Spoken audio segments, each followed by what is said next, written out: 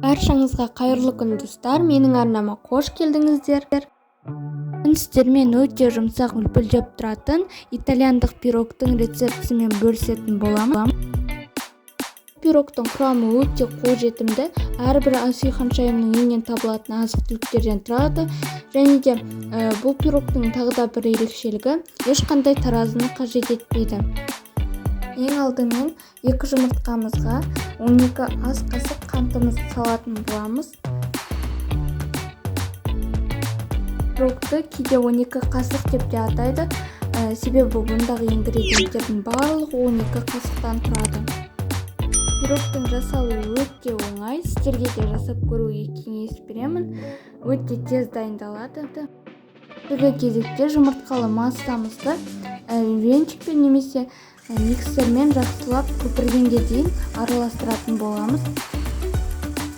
Миксердің жылдамдығын ең төменгі жылдамдықтан бастап, жұмыртқалы массамыз көпіргенге дейін ең жоғарғы жылдамдыққа қойып, жақсылап араластырып алатын боламыз. Жұмыртқалы массамыз осылай ағарып дайын болды. Ендігі кезекте 12 ас қасық сүтімізді салатын боламыз.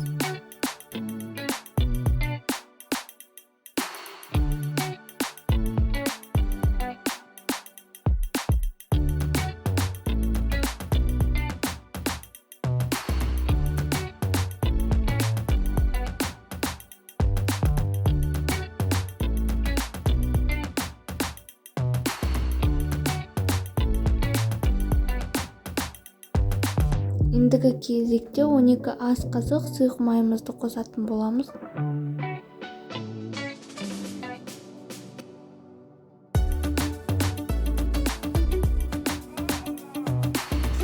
Енді ұн салатын боламыз. Ұнды ең алдымен 6 қасықтан бөліп салған дұрыс, себебі 12 қасық ұнды салатын болсақ, онда ұнымыз біркелкі араласпай қалуы мүмкін. Сондықтан да ең алдымен 6 ас қасық ұнымызға 1 шай қасық қопсытқышымызды салып, жақсылап миксерлейтін боламыз.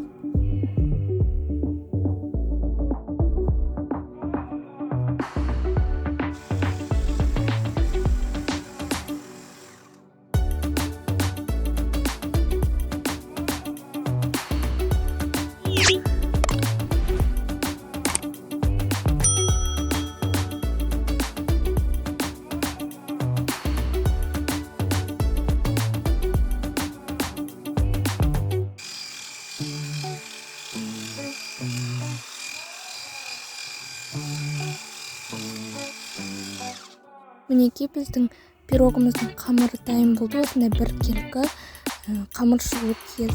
Ендігі кезекте формамызға құятын боламыз. Ендігі кезекте қамырымызды пешке салатын боламыз.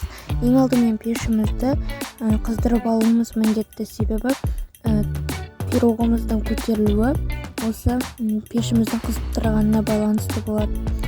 Пирогымызды қызып тұрған пеште 180 градуста беті қызарғанға дейін пісіріп алатын боламыз. Мінекей біздің итальяндық пирогымыз дайын болды. Өте жұмсақ, өте тез дайындалады. Сіздерге де жасап көруге кеңес беремін. Егер де видео мастер-класс ұнаса, менің арнама тіркеліп, жүрекшені қойып, пікір қалдыра кетіңіз. Алдағы уақытта көптеген видеоларды шығарып тұрамын, сондықтан да жіберіп алмас үшін подписаться батырмасын басып, қоңыраушаны басып қойыңыздар. Қазақ тілді арнаны дамытуға өз үлесіңізді қоса кетіңіз. Сіздермен бірге болған арай. Астарыңыз дәмді болсын. Менімен бірге болғандарыңызға рахмет. Сау болыңыздар.